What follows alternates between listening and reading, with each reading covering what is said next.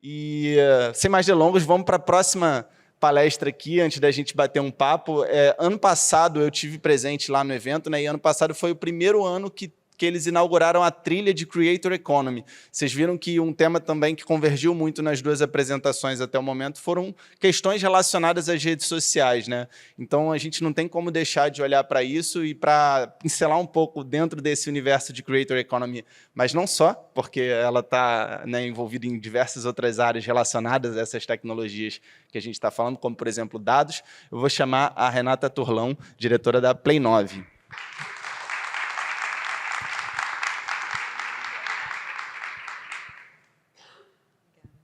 Oi, gente, boa noite. Um prazer estar aqui hoje. E como o Yuri falou, eu faço diversas coisas dentro da Play9. Vou até me apresentar aqui rapidamente. Peraí, deixa eu só testar aqui. Peraí, deixa eu ver. Bom, não entrou o slide que eu queria, mas vamos improvisar aqui, então.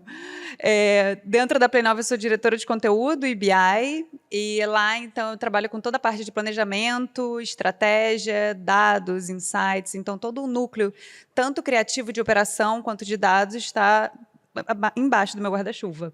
E aí, vim aqui representar a Play9, né? E o que é a Play9? Para quem não conhece, a Play9 é um ecossistema de conteúdo focado na expansão de audiência para creators e para marca.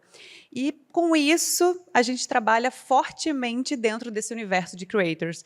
E aí, a convite de vocês, eu vou focar mais nessa trilha. Então, assim, vou pincelar algumas coisas que vocês mencionaram anteriormente, mas hoje eu vou focar um pouco mais nessa trilha da Creator Economy para a gente poder conversar um pouco mais sobre esse impacto das redes, esse impacto nesse mundo dos influenciadores, que acabam gerando muito impacto para as marcas também, né? Primeira coisa aqui que a gente destacar quando a gente olha para esse universo, que é a nova era da Creator Economy. E eu acho que um ponto de atenção, pelo menos para mim, assim, foi um destaque, assim, que eu vi diversas palestras lá e mais uma coisa me chamou muita atenção. Como o Brasil é um destaque dentro desse universo, dentro dessa indústria. Como o Brasil está à frente desse mercado e ele se coloca ali muito como detentor dessa discussão. Então, assim, assisti diversas temáticas, vi várias palestras e fiquei pensando como a gente também poderia estar ali na frente discutindo, palestrando e apresentando o nosso universo. E aí, dentro desses pontos que chamaram a atenção, assim, é que os criadores de conteúdo, eles estão se tornando marcas próprias, eles se enxergam hoje em dia como marcas, e eles estão explorando novas formas de monetização. E o que significa isso na prática, né? A gente tem as formas de monetização ali já tradicionais, que a gente conhece como Publis, por exemplo, é uma das que mais conhecidas aqui por todos, mas as próprias plataformas estão desenvolvendo novos modelos, novos formatos, como assinar. Então, assim, você pode assinar para passar a receber conteúdo, isso é uma nova forma de monetização. E os próprios criadores, eles estão se enxergando também como empreendedores. Então, eles estão se colocando ali e desenvolvendo os produtos físicos, produtos digitais. Então, são outras formas de expandir esse modelo de monetização.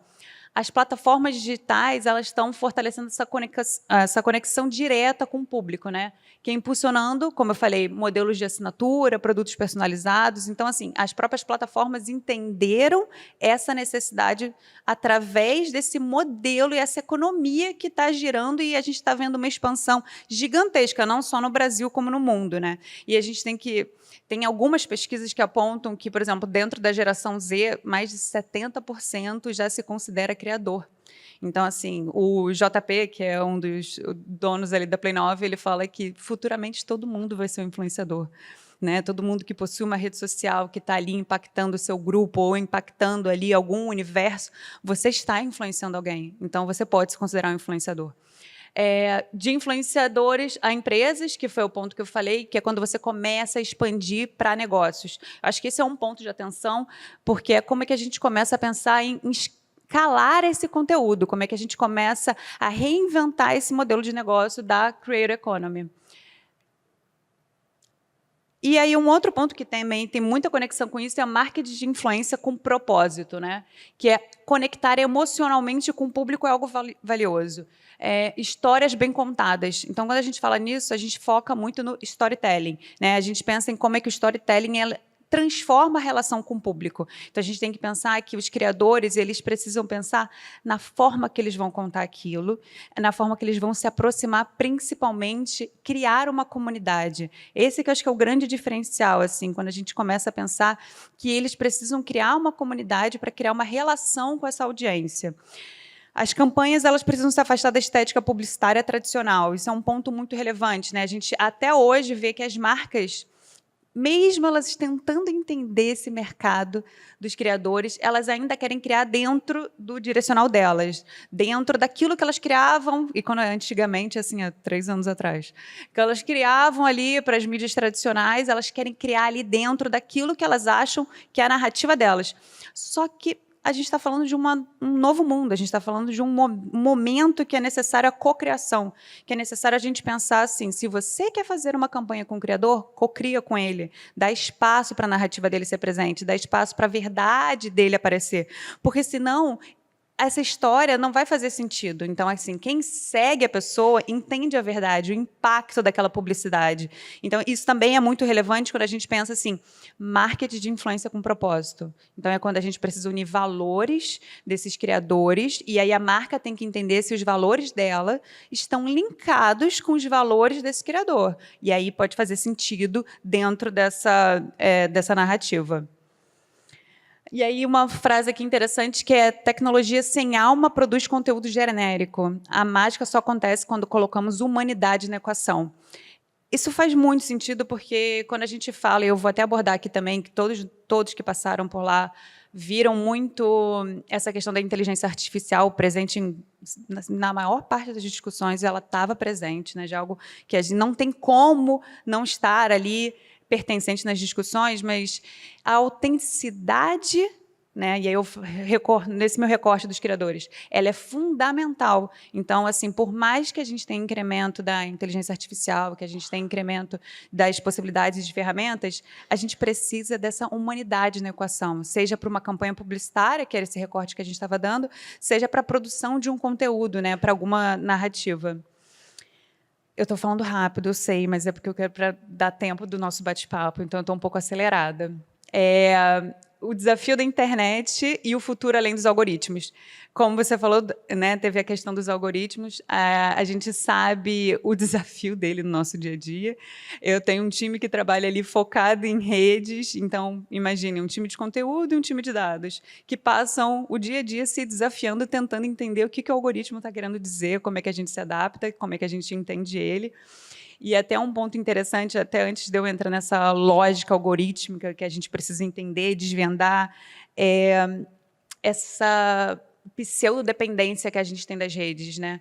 Que a gente, na verdade, os criadores têm das redes, que as marcas têm das redes. A gente tem que pensar sempre em diversificar para a gente não ficar tão dependente. O que significa isso? A gente está presente em diversas plataformas. Então, se você é uma marca ou se você é um criador, tente não depender só de uma, porque essa dependência que a gente tem do algoritmo e da mudança, né? Vamos ver ali o Instagram.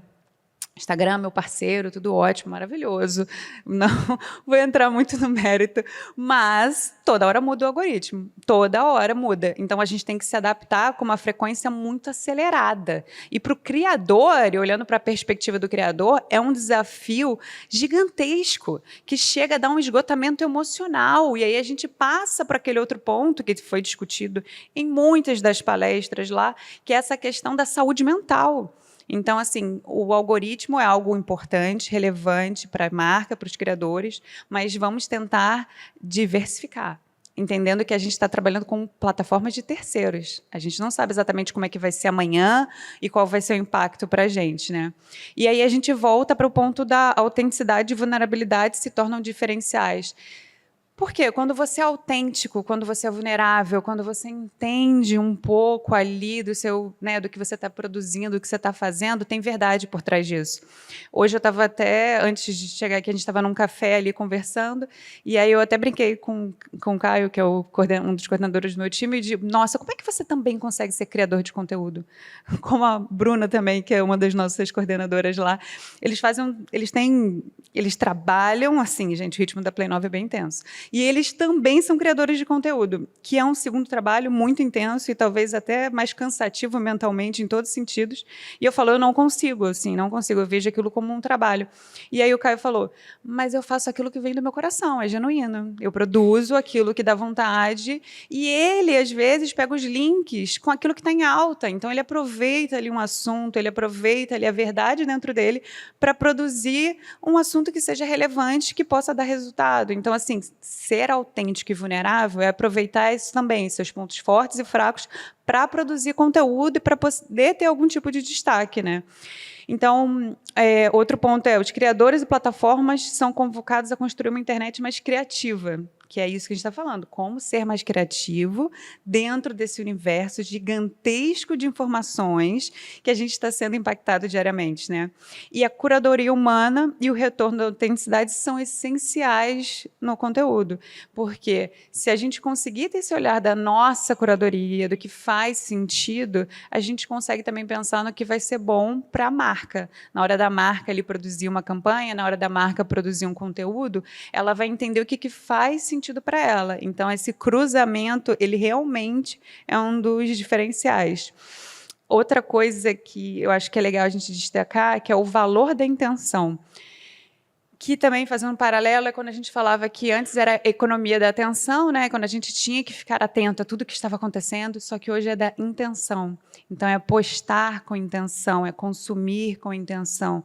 Hoje em dia, a gente consegue cada vez mais ser criterioso na nossa escolha do que a gente vai consumir e também na escolha do que a gente vai produzir. Então, é um ponto também bem relevante de tudo ali que eles levantaram a bola ali no papo.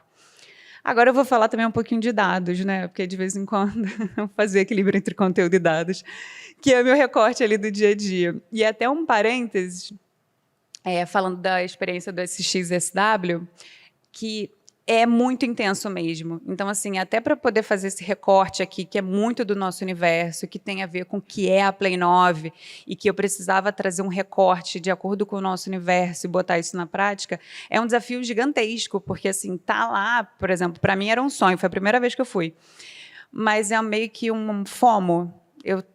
Em toda palestra que eu estava, eu sabia que eu estava perdendo alguma coisa. E eu tinha que anotar, e eu tinha que passar o conteúdo para o meu time, porque a gente também produziu um report, que depois eu posso também compartilhar com vocês, que é mais esse recorte dentro do nosso universo.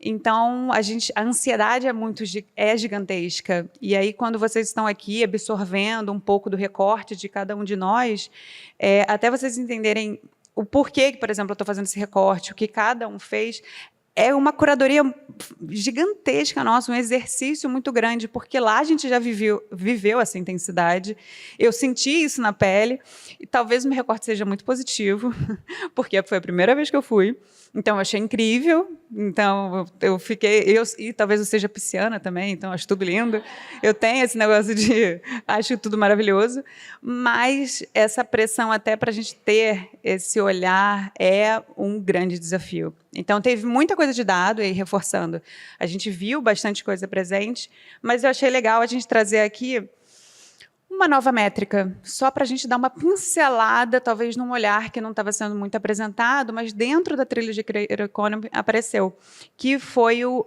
ROF, que é Return on Fan, porque a gente trabalha muito com CPM, né? Quando a gente fala de campanha, a gente está ali sempre falando de custo por 1000 views, assim, é aquela coisa, quase um mantra, quanto custa isso a cada 1000 visualizações. Só que quando a gente olha para tudo isso que a gente está conversando, desse impacto da sociedade, desse impacto da conexão humana, que foi muito falado sobre isso, né? Do impacto da sociedade, da conexão real entre pessoas. E acho que isso foi uma das coisas mais conversadas lá, de inteligência artificial estamos vivendo. A gente está vivendo ela. Mas qual é essa grande diferença? Que é a questão humana, que é a questão das interações sociais. Tá aí o grande diferencial. A gente vem para cá. O que significa isso, né? A gente fala aqui métricas da vaidade. Gente, quantos seguidores tem? Quantas visualizações fizeram? São as chamadas métricas da vaidade. Por quê? Porque aquilo ali pode, talvez, em um recorte, é muito relevante. Claro que é super importante, não estou diminuindo isso. Porém, quando a gente fala de uma comunidade engajada, quando a gente fala de alguém que tem uma audiência, que tem fãs de verdade, aquilo ali traz um resultado. Principalmente quando a gente pensa em marcas, né? Se a marca precisa olhar para alguma coisa, ela precisa olhar para parceiros e criadores que vão conseguir levar um resultado. Então, olhando para isso, o foco tem que estar em retenção, tem que estar em lealdade e qualidade dessas interações. Por isso que é muito importante, campanhas baseadas em comunidades que entregam mais valor, e é um valor real, ele é mais tangível. Então, assim, quando a gente fala de micros e nanos influenciadores, a gente tem que estar de olho neles. A gente tem que estar de olho em quem está ali, porque são eles que estão produzindo conteúdo e falando com uma comunidade, com um nicho específico, que provavelmente vão dar um retorno maior. Então, é um ponto muito interessante da gente começar a prestar atenção. E aí o sucesso começa a ser medido de outra forma. A gente precisa levar essa discussão para o mercado, a gente precisa apresentar isso para as marcas, porque a gente começa a avaliar resultados. Lembrando que eu tenho um time de dados e eles estão ali para provar que aquela equação vai fazer sentido. E, fechando, essa construção de comunidade e lealdade, eles são ativos muito importantes para o negócio. E aí, falando um pouco, né, porque não tinha como não falar, eu falei, vou dar uma pincelada, não tem como não falar de inteligência artificial. E o futuro? A gente viu muito essa questão da inteligência artificial viva, né? Que ela um pouco mais ali, se tornando mais sensível, mais integrada ao comportamento humano. Então, as ferramentas elas vão evoluindo e elas vão gerando ali experiências cada vez mais personalizadas. E aí, outro ponto que a gente vê é que são esses novos assistentes. E aí, um ponto que impacta muito no nosso universo tem determinadas cargos, profissões que já estão tendo um impacto muito grande. Estrategistas, criadores, roteiristas, que já estão usando a inteligência artificial a seu favor. E a gente lá usa também. A gente tem um time de dados que está fazendo um lab de testes e desenvolvimento de prompts, e entre outras frentes, que está otimizando o nosso trabalho. Obviamente, todo o trabalho ainda é humano, mas a gente está pensando em otimização. Assim como o planejamento estratégico, curadorias, a gente pode pensar em utilizar a inteligência artificial para o nosso favor, assim, em nosso favor, assim, no sentido de vamos otimizar essa nossa entrega. Então, assim, no dia a dia, a gente consegue fazer isso e a gente vê que o mercado já está conseguindo pensar em formatos e modelos de trabalhos mais otimizados. Aí uma frase da WMWeb, porque eu também fui bem mainstream, vi todos esses que tem que ver, não tinha como. E quando eu não via, eu me arrependia, porque eu entrava numa sala errada, no momento errado, e ficava arrasada. E ficava na fila 2 horas, e valia a pena. É bem festival mesmo, né? Bem esquema festival. Os líderes do futuro precisam ser fluentes em tecnologia, entendendo seu funcionamento e impacto para tomar as decisões certas em um mundo de transformação. E aí tem um outro parênteses que eu acho que vale também, que foi, se eu não me engano, do Ian Brackford, que é aquele de adaptabilidade, né? Que ele fala isso. Os líderes, as pessoas, a gente está precisando se adaptar cada vez mais. Então, a gente tem um novo conhecimento. Antes, o nosso tempo de absorção e de retenção desse conhecimento, ele durava muito tempo. Agora, o tempo é curto.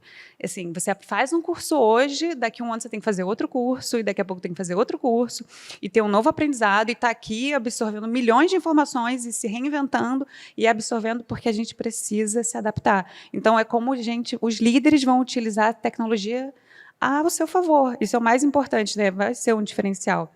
E aí, para fechar, eu vou falar de formatos, rapidamente. 2 formatos que eu acho que são relevantes e que foram destaque na trilha também. Podcast.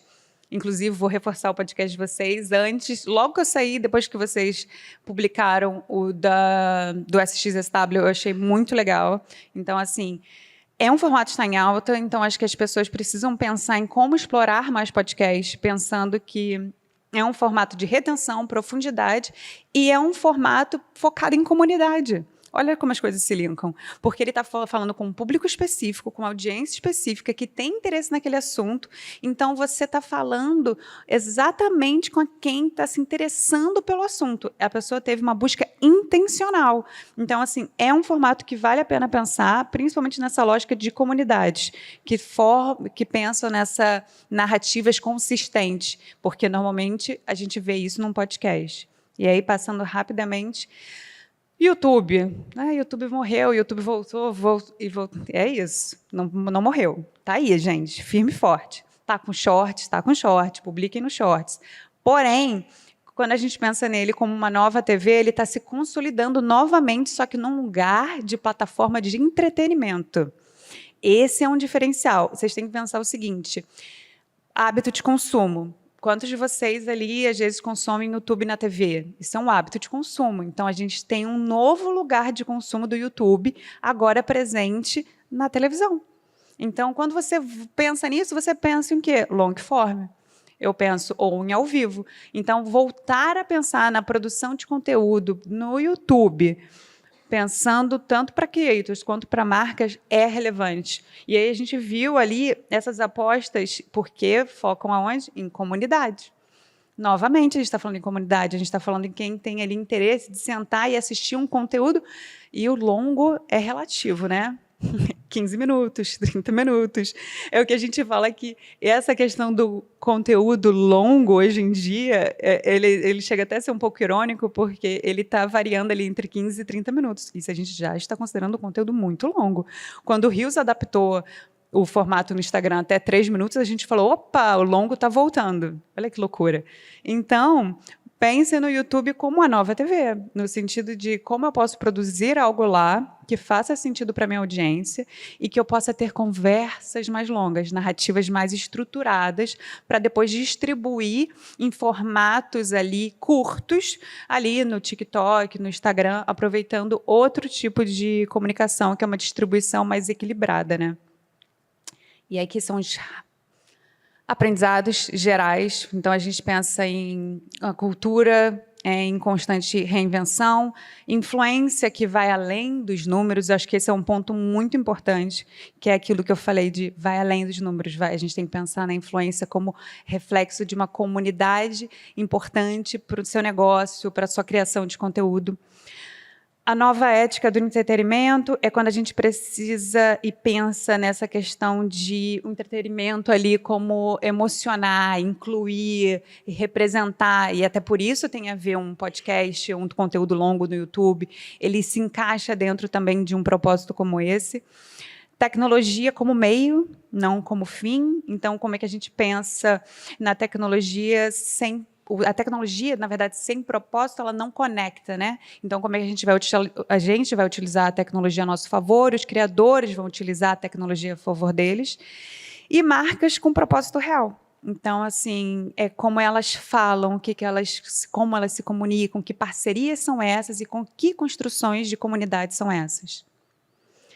E 2 frases que, para mim, também foram destaques ali, que é o único futuro que podemos criar é aquele que conseguimos imaginar. Então, muito foi se falado sobre isso, que a gente imagina, eu sou dessas, novamente, imagino um futuro maravilhoso, porque a gente se imagina nesse futuro. Então, se a gente se imagina nesse futuro, se a gente imagina a nossa família nesse futuro, a gente precisa pensar num futuro bom. Então, assim, o que a gente está fazendo a favor desse futuro, o que a gente está pensando e fazendo com que ele seja de fato positivo. Então, acho que algumas discussões lá foram muito pertinentes e outras eu acho que faltaram. Assim, a gente viu muita discussão sobre longevidade, a gente viu muita discussão sobre saúde mental, mas a gente viu, assim, talvez como estender a nossa vida, no sentido assim, ficarmos mais saudáveis, mais velhos.